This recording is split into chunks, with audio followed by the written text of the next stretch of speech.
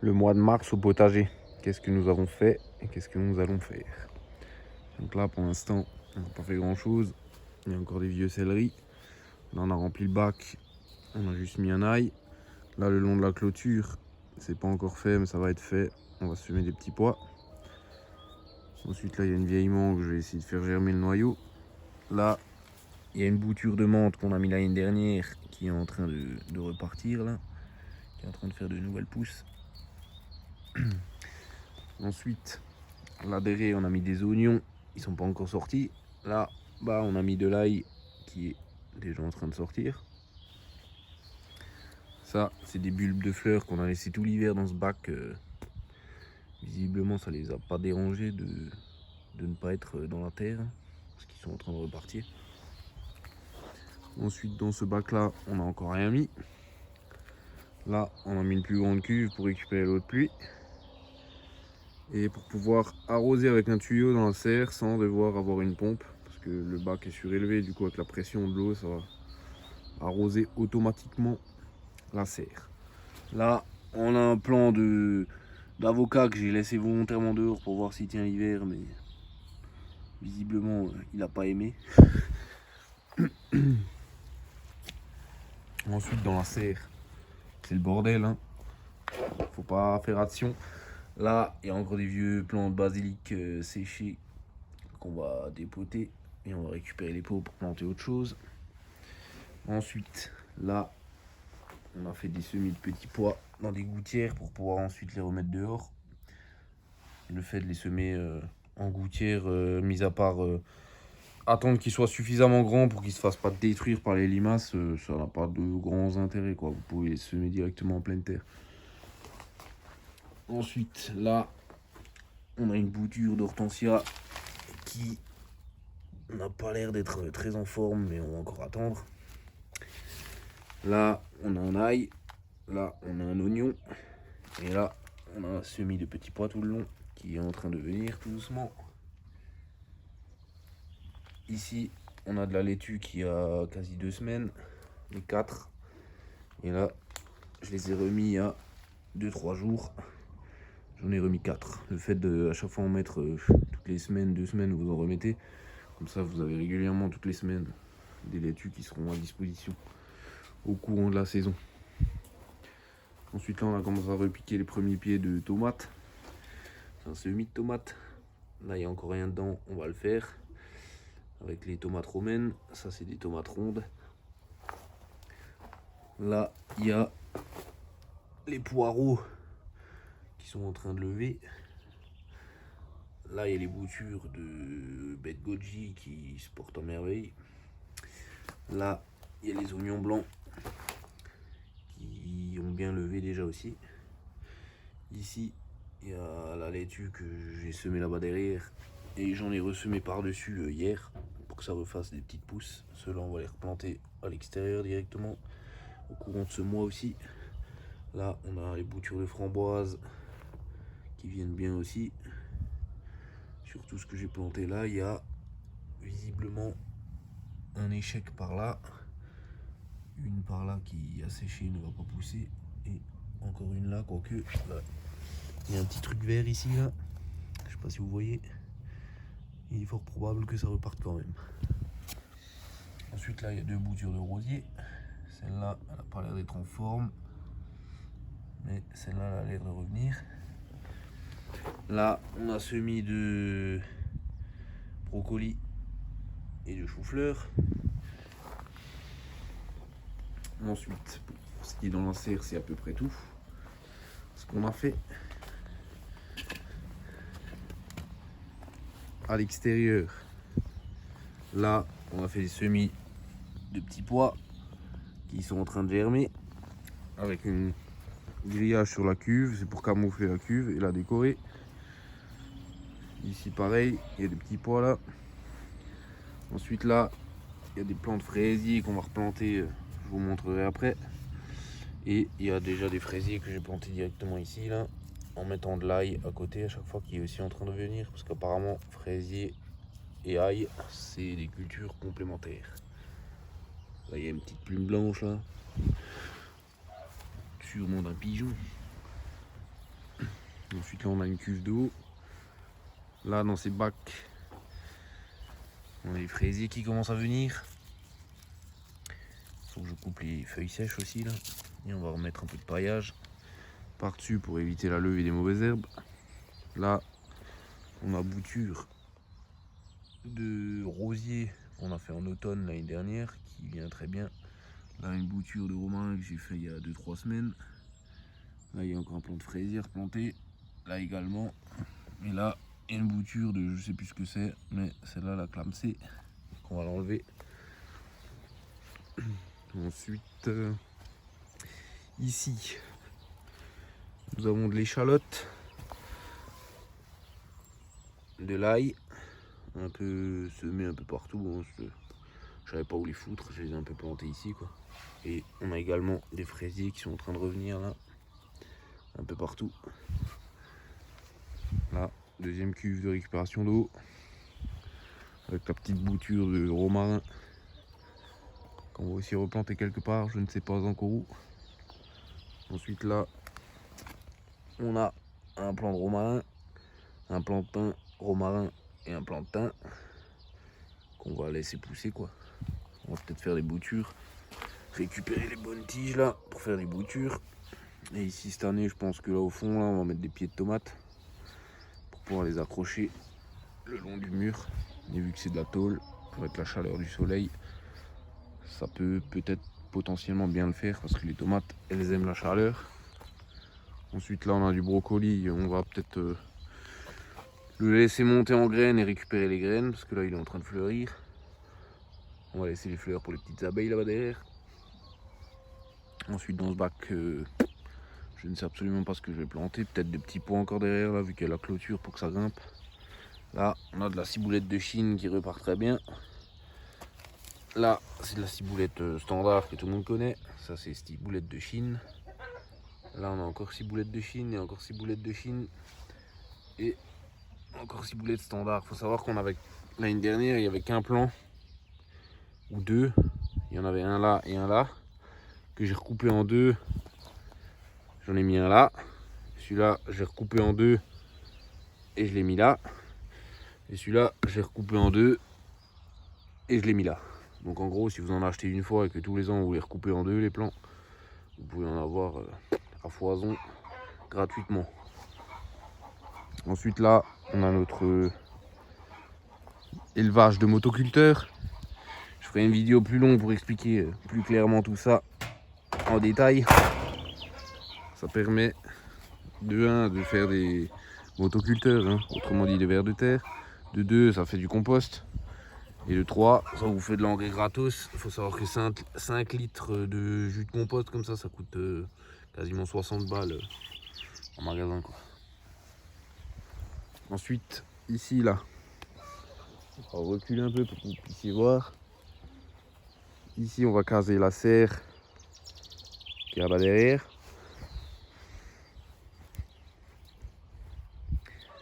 Là on a les framboisiers qui commencent à repartir, on va encore prélever quelques boutures.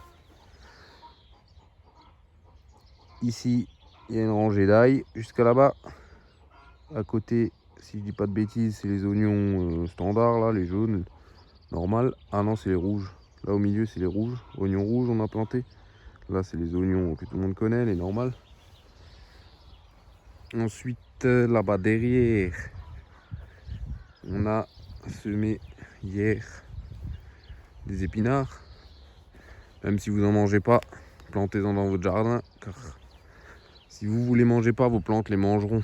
C'est un excellent engrais vert les épinards. Ensuite là on a les groseilles qui commencent à repartir. Ah oui là-bas j'ai pas dit. Mais il y a l'ail des ours qui a refait surface. Alors que je pensais qu'il était crevé l'année dernière. Mais au final il n'est pas crevé. Il revient. Ensuite qu'est-ce que nous avons encore fait? Ici là, tout le long de la clôture qu'on a mis au milieu là, on a mis des petits pois. On va encore remettre des petits pois là-bas. On va vous montrer ça. Là il y a encore des brocolis de l'année dernière, mais cette année c'était pas fameux. Il y en a quelques-uns à prélever, mais c'est pas fou. On va sûrement laisser quelques-uns monter en graines pour récupérer les graines. Ça n'a pas l'air fameux. Hop. Ensuite là, ça c'est un couachier qui n'a pas encore vraiment démarré. Ensuite, qu'est-ce qu'on va encore faire au mois de mars? Ici, là, le long, on va faire la même chose qu'à côté, là. Tout le long ici, là, on va remettre une ligne de petits points encore. Là, on a un poirier qui est déjà bien parti. Comme vous pouvez le voir, il a déjà bien bourgeonné. Les forsythia également derrière. Ensuite, là, on a un céleri qui a pourri. J'aurais dû le récolter avant. La limace, elle se fait plaisir. Ensuite, là, on a les rhubarbes. J'ai mis un tonneau pour faire expérience parce qu'apparemment, quand tu caches la lumière, ça fait des plus longues tiges. Enfin, apparemment. C'est pas apparemment, c'est vrai. Mais je l'ai encore jamais vraiment essayé. Donc là, ça fait quasiment 2 semaines maintenant. Et comme vous pouvez le voir, là, vous avez déjà les premières pousses de rhubarbe. Et sous le tonneau, on peut déjà clairement voir la différence. Ça sort déjà bien plus. Ensuite là, on a fait semis de navets dans ce petit carré là. Ici, j'ai encore mis quelques ails là et oignons qui traînaient, des oignons blancs et de l'ail rose, je crois, si je dis pas de bêtises. Il y a encore une racine à couper. Ensuite, pour tout ce qui est du reste là que j'ai pas parlé, je sais pas encore exactement tout ce que je vais planter, mais ça sera peut-être pas au mois de mars. Ensuite là, nous avons le fumier qui, je vais encore transférer ça là-dedans. On va le laisser encore quelques semaines. Ensuite, on va enlever la grille. On va passer un coup de motoculteur pour tout broyer, tout bien mélanger. Et on va faire un bac à côté des copeaux. Là, on va faire un bac ici. Où je vais mettre une grille par-dessus là pour déjà tamiser la première terre fine là qu'on peut récupérer de ça. Et ensuite, on remettra toutes les matières grossières dans le carré qu'on aura vidé. Ensuite, ici, on a de l'ail, je crois. Après, ça, c'est des oignons. Ça, c'est des échalotes. Ça a été planté en automne. Et après, on a de nouveau ail, oignon et échalotes. Non, échalotes, ail et oignon. Je ne sais plus exactement. On verra bien. Et ensuite, là, on a l'abricotier qui est déjà bien en fleurs. Prématurément par rapport à l'année dernière qui il avait commencé à fleurir seulement fin mars. Là, on est actuellement le 11 au moment où je fais cette vidéo, 11 mars. Et il est déjà bien en fleurs. Et ensuite c'est tout pour le mois de mars. Là-bas, cette année on fera plus de potager ici, on va tout retourner, on va remettre du gazon pour faire le chemin. La serre elle va partir là-bas. Le bois on va l'enlever et on va sûrement mettre les patates là-bas. Et pour le mois de mars, c'est à peu près tout. On va encore faire un petit tour des fruitiers pour voir ce qu'il y a déjà bourgeonné. Donc là, ça c'est des spirées là. Ça c'est bien pour faire des fleurs, pour les abeilles. Ensuite là, on n'a rien planté pour l'instant. Ici, on va faire un nouveau test cette année. On va planter tout ce qui prend de la place, potiron. On va essayer des pastèques aussi, tout ça. Et on va essayer de pailler uniquement avec ce qu'on va tondre là en déchets verts. On va les mettre ici pour faire du paillage. Là, on a paillé les arbres fruitiers avec des copeaux. Ça, c'est un couachier qui n'est pas encore bourgeonné. Là, les poiriers, ils sont déjà bien partis, j'ai l'impression.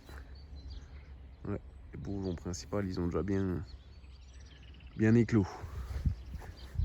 Ensuite, on a les cerisiers qui n'est pas encore vraiment bien parti, mais les bourgeons, ils sont quand même déjà bien gros. Ça, c'est un C'est un, je ne sais plus. Un pommier, je crois. Je crois que c'est un pommier. Ça, c'était un pêcher, mais là, c'est le porte-greffe d'en dessous en fait qui est reparti parce que la tige greffée du pêcher elle est morte. Donc soit on va essayer de le greffer, soit on va le dégager, on va en remettre un autre. Ça, c'est de nouveau un pommier qui bourgeonne déjà pas mal aussi. Ensuite, ça, c'est un abricotier si je dis pas de bêtises, qui est également en train de fleurir aussi. Commencer à fleurir.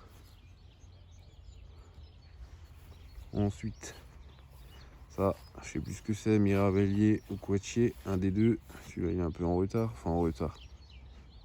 Il n'a pas encore très bien bourgeonné quoi. Ça, c'est un poirier également, qui lui est bien parti. Ensuite, ça, c'est un pêcher.